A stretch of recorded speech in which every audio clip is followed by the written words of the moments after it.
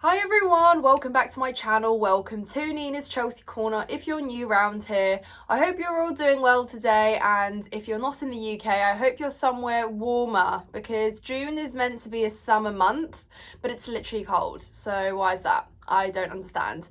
But anyways, it's all good because we have the Euros to look forward to. Just 2 days until the opening fixture between Germany and Scotland. Obviously, England play on Sunday, so I'm super excited for the Euros, and I'm sure a lot of you also are.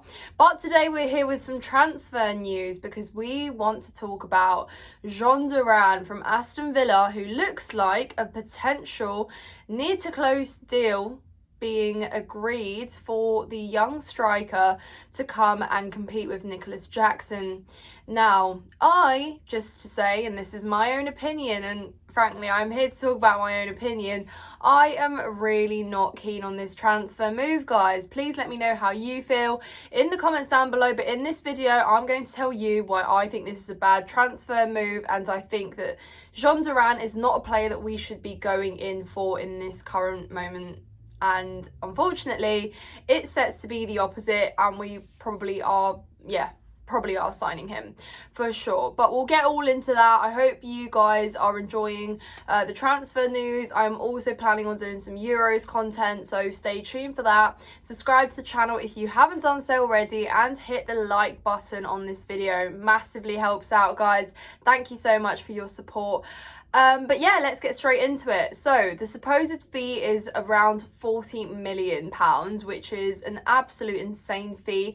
And I know the striker market is scarce at the moment, and everyone in the world seems to need a striker at the moment. But this was supposed to be the summer where Chelsea really went and addressed the issue that we just haven't in the last years. It almost seems that every window we're talking about signing a striker, and it just becomes this issue that is unaddressed, hangs over to the next transfer window, and it again seems to just be relayed onto the next one. And this is a problem because I truly think that we spent a lot of money as a club. If just a bit of that money had been spent on perhaps a world-class striker, maybe last year or the year before, then we truly could be in a much better place right now, where we just need to only address other areas on the pitch. But because we are just in this day and age now, this year, where everyone, like I said, wants a strike and there aren't that many out there, we are again looking at the potentials and the question marks. Last year we brought in Nicolas Jackson, and because this was the new model that we were going in for, signing young players age 20, 21, 22, that age bracket that, you know, have showcased a year potentially of some good techniques, some good strengths, and have really shown scouts and recruitment that there is something worth believing in, there's something developing there, and it's worth having. It's worth beating the other clubs that potentially are eyeing those players up, and that's what we've done. A lot of them, you know, have been loaned out, or perhaps have been settling into Chelsea, or have had injuries, etc. So it's not been the best start to that life at Chelsea as a young player. Then you've got other players like, you know, your Malo Gustos, your Nicolas Jacksons, your Mudriks, your Maduekes, who have been getting game time. But even then, there are still some question marks surrounding players like Nico Jackson. Does he become a striker that can bag you 20 goals plus a year? And that still remains a question. I think Nicolas Jackson had a good season. If you look at his conversion rate, then that's when you perhaps say, well, was he actually the best at making use of all those chances that he was given? And maybe not. But with Jhon Duran up against Nicolas Jackson, if he's coming in for competition, I pretty much place him in the same bracket of a what-if player, someone that's unproven, someone that's inexperienced, someone that has really demanded and wanted to compete to become that, you know, player in the starting 11. But unfortunately, you're competing with Ollie Watkins, and competing with Ollie Watkins, yeah, you never really did stand a chance. And it's come out that he does prefer a move to Chelsea as opposed to going away to Italy, and I think it's because he does know that if he comes to Chelsea, he is almost guaranteed more game time potentially, because we are looking for someone to compete with Nicolas Jackson. And from what I'm gathering here is we're potentially trying to see if he could be better, if he could score more goals. And I just think that that's almost too big of a gamble. And it's just like, are we really going to rely on this youngster that has played a few games, scored some impressive goals, but again, you don't really know what you're getting yourself into.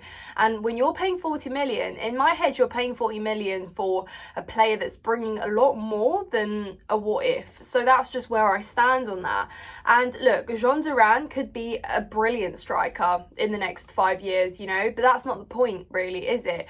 The point now is that Chelsea recognise that we've got targets now that we ultimately need to be reaching next season, and in order to elevate and make yourself better, make those additions, they need to be sensible and they need to almost be close to guarantees. And look, obviously no player you bring in is a guarantee that they replicate the talent that they have in their former club. There is always a risk when you bring a player into another team, of course, but there's always a bigger sample with the players that you've watched in other clubs, in other leagues.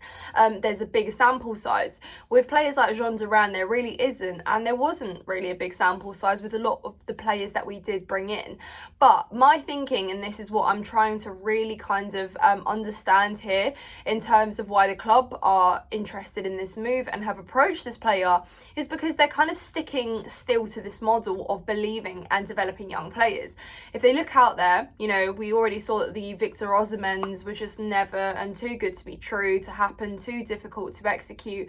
You know, you look at your Ivan Toney's in talks of every single other top 6 club in the Premier League. You look at players like, I don't know, like your Girona strikers, or, you know, your Bayern Leverkusen strikers, and all these players that, again, you just think they move to the Premier League. Do they deliver what you need? Can you really, like, are they realistic signings? And it just almost seems far too difficult. So it's kind of like, well, this is really what's out there and available.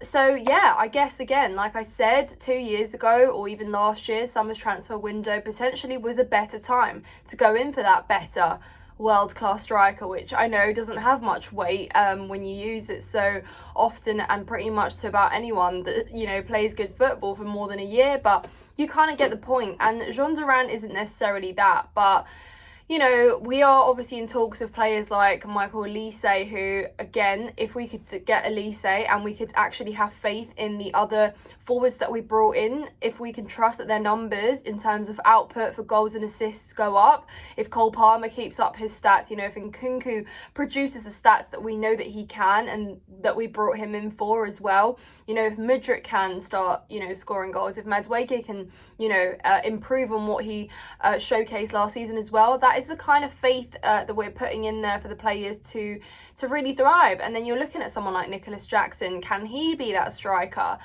for us? But again, it's difficult, and I don't think that Chelsea really can go in for this proven and experienced striker that we've really so longed for and need. So it's an issue, yeah, but is this going to be money well spent? I'm not too sure. Let me know how you guys think in the comments down below. And from a good friend of mine who's an Aston Villa fan, I asked him basically lots of questions about Jhon Durán, and he said upon watching him at Aston Villa, he has noticed 2 things. One, in terms of footballing ability, he's got great power on shots, on just shooting in general, but sometimes lacks precision, which again is a big question mark. Is that a kind of striker that we need? And 2, does have a bit of a problem with his attitude. And again, that's another player, or that's rather another thing that we don't really need and isn't welcome at Chelsea. We have a lot of personalities, a lot of players that we're trying to gel, and we're trying to really get together on the pitch. Last thing we need is another player that will sulk if he doesn't get game time, that will argue over taking a penalty or a free kick or etc. And, you know, like, it might be a bit of a silly comment to make, but I think these things matter, and that's what you get with bringing young and inexperienced players in. You just simply don't know what you're going to get and how you're going to develop it. But it will be interesting to see, and I'm intrigued, like I said, to find out you guys' thoughts. But to mention why these talks began initially, a lot of people think that it was because obviously Aston Villa expressed interest in Conor Gallagher, who we know that is probably at the top of the list in terms of sell for pure profit, and in fact, because Tottenham have also been interested, if you're trying to choose between Villa and Tottenham, if Gallagher had to be sold, let's be real, we'd all prefer it to be to Aston Villa. But it's interesting to see, because Aston Villa, obviously, even way ahead before the transfer window has officially opened, are being serious. They need to generate money themselves for, you know, PSR reasons. They know that they need to sell before they can buy, and they're obviously going in aggressive. Like, this is now a club that almost just has to strengthen a squad that is basically competing for Champions League football next year. Has built on a fantastic season competing in the Premier League, and they know that they need a few additions. So obviously we saw the Douglas Luiz deal, whether that's smart, sensible, or a bit silly and just unfair because of how talented he is. It just shows that they are really, really aggressive with their priorities. Excuse me. They want Conor Gallagher. I don't really know. There is news that Chelsea are now kind of approaching the whole situation with Conor Gallagher and whether there will be a contract there for him or not. But yeah, let me know what you guys think. I'm intrigued. There's obviously a lot of transfer news. There still will be. So we will stay tuned and discuss what is yet to come. Hope you've enjoyed this video though, guys. Hit the like button if you haven't done so already.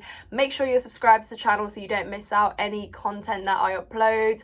I hope you have a lovely rest of your week, and I will see you in the next one.